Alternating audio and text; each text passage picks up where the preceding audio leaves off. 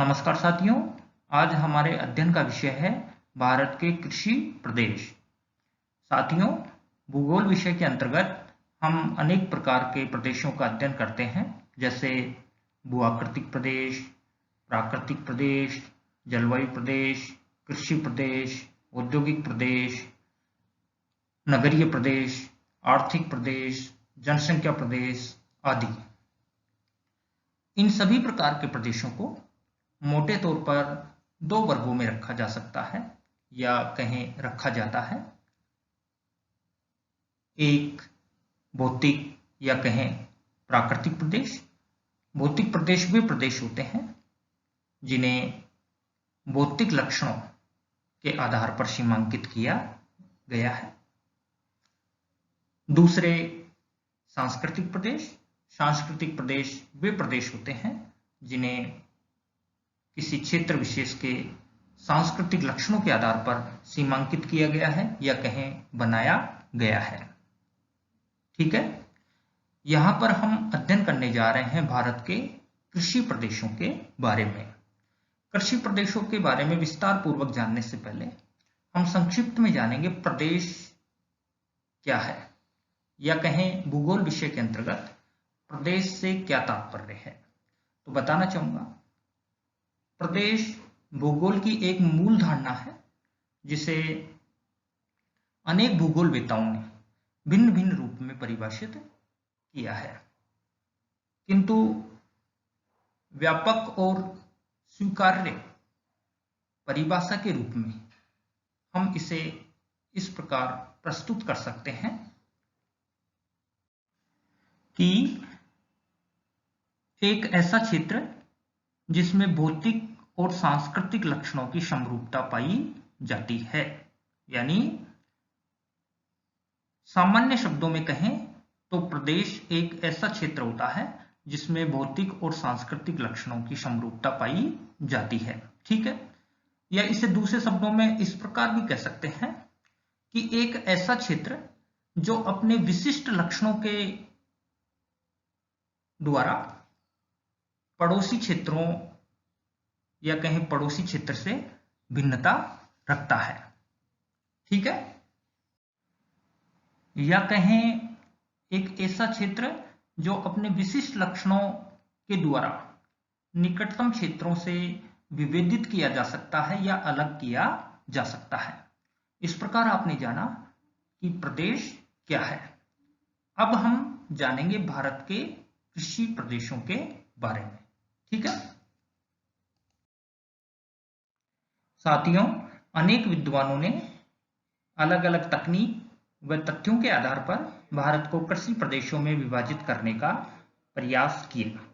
इस दिशा में LD स्टाम, MS रंधावा, OHK स्पेक्ट, ATA Learmonth, F Siddiqui, P Sengupta और सदाशिव, RL सिंह और जसवीर सिंह के प्रयास उल्लेखनीय रहे हैं।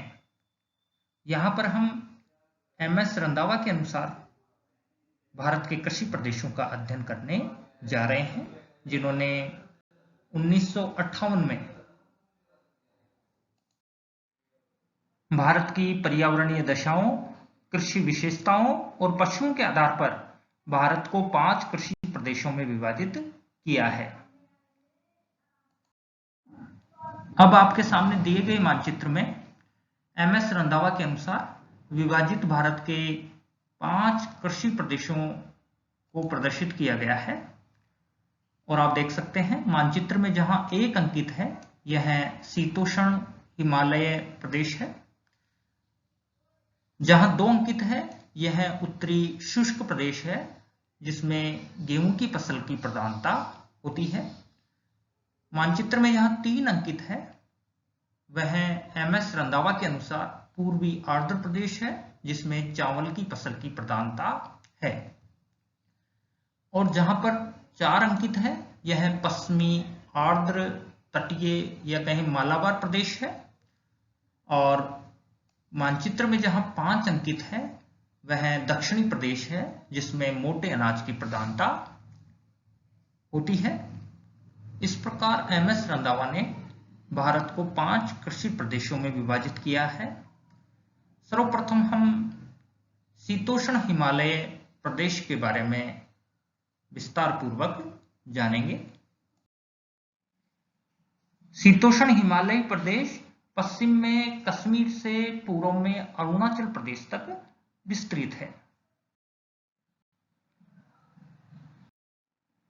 दिए गए मानचित्र के माध्यम से भी आप समझ सकते हैं कि एमएस रंधावा के अनुसार शीतोष्ण हिमालयी प्रदेश पश्चिम में कश्मीर से लेकर पूर्व में अरुणाचल प्रदेश तक विस्तृत है। एमएस रंधावा ने इसे 2 भागों में बांटा है, एक पूर्वी हिमालयी प्रदेश और दूसरा पश्चिमी हिमालयी प्रदेश। सबसे पहले बात करेंगे पूर्वी हिमालयी प्रदेश के बारे में। तो इस प्रदेश के अंतर्गत सिक्किम, असम का ऊपरी भाग और अरुणाचल प्रदेश राज्यों के भाग सम्मिलित हैं। पूर्वी हिमालयी प्रदेश में औसत वार्षिक वर्षा 250 सेंटीमीटर से अधिक होती है। जहां तक इस भाग की मुख्य फसलों की बात करें तो पूर्वी हिमालयी प्रदेश में चावल और चाय मुख्य रूप से उगाई जाती है। ठीक है, अब बात करते हैं पश्चिमी हिमालयी प्रदेश की। तो पश्चिमी हिमालयी प्रदेश के अंतर्गत जम्मू कश्मीर, लद्दाख, हिमाचल प्रदेश और उत्तराखंड राज्यों के भाग सम्मिलित हैं। ठीक है, यह प्रदेश फल, आलू, मक्का आदि की खेती के लिए प्रसिद्ध है। फलों में आप भी इस बात को जानते हैं, इस प्रदेश में सेब, नाशपाती, खुबानी, अखरोट, आड़ू, बादाम, आलू बुखारा आदि फलों की खेती की जाती है। जहां तक पशुपालन की बात करें तो इस प्रदेश में भेड़ पालन और मधुमक्खी पालन भी किया जाता है। इस प्रकार आपने एमएस रंधावा के अनुसार विभाजित भारत के 5 कृषि प्रदेशों में से एक शीतोष्ण हिमालयी प्रदेश के बारे में जाना। ठीक है, अब बात करते हैं एमएस रंधावा के अनुसार उत्तरी शुष्क प्रदेश के बारे में। मानचित्र के माध्यम से आप देख सकते हैं, मानचित्र में जहां 2 अंकित है यह उत्तरी शुष्क प्रदेश है, और राजनीतिक रूप से देखें तो इस उत्तरी शुष्क प्रदेश का विस्तार पंजाब, हरियाणा, उत्तर प्रदेश का पश्चिमी भाग, दिल्ली, राजस्थान और मध्य प्रदेश का उत्तरी पश्चिमी भाग इसमें सम्मिलित है। और इस प्रदेश में वार्षिक वर्षा का जो औसत है वह 75 सेंटीमीटर से कम है। जहां तक इस प्रदेश की मुख्य फसलों की बात करें तो जैसा कि नाम में भी दिया गया है कि उत्तरी शुष्क प्रदेश, और इस प्रदेश में गेहूं की फसल की प्रधानता है। इसके अलावा मक्का, कपास, चना और ज्वार बाजरा भी यहाँ की मुख्य फसलें हैं। जहां तक पशुपालन की बात करें तो इस प्रदेश में ऊंट, भेड़, बकरी, घोड़ा और गधा आदि पशु पाले जाते हैं।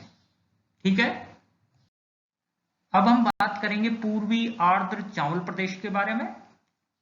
आपके सामने दिए गए मानचित्र के द्वारा भी आप इसे भली भांति समझ सकते हैं। मानचित्र में जहां 3 अंकित है यह पूर्वी आर्द्र चावल का प्रदेश है। राजनीतिक रूप से देखें तो इस प्रदेश में असम, मणिपुर, मिजोरम, पश्चिम बंगाल, छत्तीसगढ़, उड़ीसा, त्रिपुरा, बिहार, उत्तर प्रदेश का पूर्वी भाग, आंध्र प्रदेश का उत्तरी भाग इसमें शामिल हैं। पूर्वी आंध्र प्रदेश में अच्छी खासी मात्रा में वर्षा होती है। औसत वार्षिक वर्षा 150 सेंटीमीटर से अधिक होती है। इसीलिए इस पूर्वी आर्द्र प्रदेश में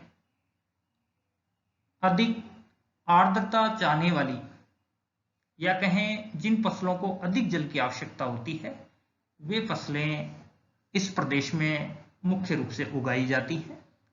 मुख्य फसलों में, जैसा कि नाम से स्पष्ट है, चावल इस प्रदेश की प्रधान फसल है। इसके अलावा जूट, गन्ना और चाय भी यहाँ की मुख्य फसलें हैं।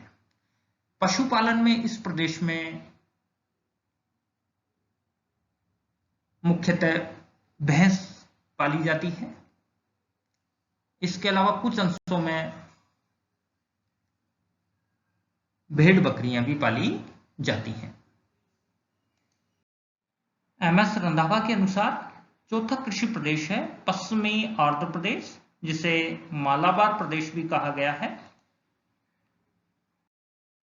मानचित्र में जहां 4 अंकित है, आप देख सकते हैं, यह पश्चिमी आर्द्र तटीय प्रदेश है, जिसका विस्तार भारत के पश्चिमी तट के सहारे उत्तर में महाराष्ट्र से लेकर दक्षिण में कन्याकुमारी तक है। ठीक है। और बताना चाहूंगा, इस प्रदेश में वर्ष भर में वर्षा की मात्रा बहुत अधिक होती है। औसत वार्षिक वर्षा 250 सेंटीमीटर से अधिक है। और इस प्रदेश की मुख्य फसलों की बात करें तो चावल, नारियल, रबर, कहवा और कई तरह के मसाले जैसे इलायची, लौंग, काली मिर्च आदि की खेती की जाती है।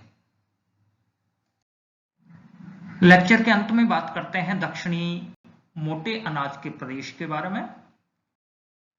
मानचित्र में आप देख सकते हैं, जहां पर 5 अंकित है, यह एमएस रंधावा के अनुसार दक्षिणी मोटे अनाज का प्रदेश है। इस प्रदेश के अंतर्गत मध्य प्रदेश का दक्षिणी पश्चिमी भाग, गुजरात का दक्षिणी भाग, महाराष्ट्र का पूर्वी भाग, तमिलनाडु का पश्चिम भाग, कर्नाटक का पूर्वी भाग और आंध्र प्रदेश का पश्चिमी भाग सम्मिलित है। दक्षिणी मोटे अनाज के प्रदेश में औसत वार्षिक वर्षा 50 से 100 सेंटीमीटर के बीच होती है। जहां तक इस प्रदेश की मुख्य फसलों की बात करें तो ज्वार, बाजरा, मूंगफली और कपास यहाँ की मुख्य फसलें हैं। जैसा कि आप भी समझ सकते हैं, जब औसत वार्षिक वर्षा कम है, ऐसे में यहाँ सूखा सहने वाली फसलें मुख्यतः उगाई जाती हैं, या कहें जिनको कम पानी की आवश्यकता होती है, ऐसी फसलों की प्रधानता है।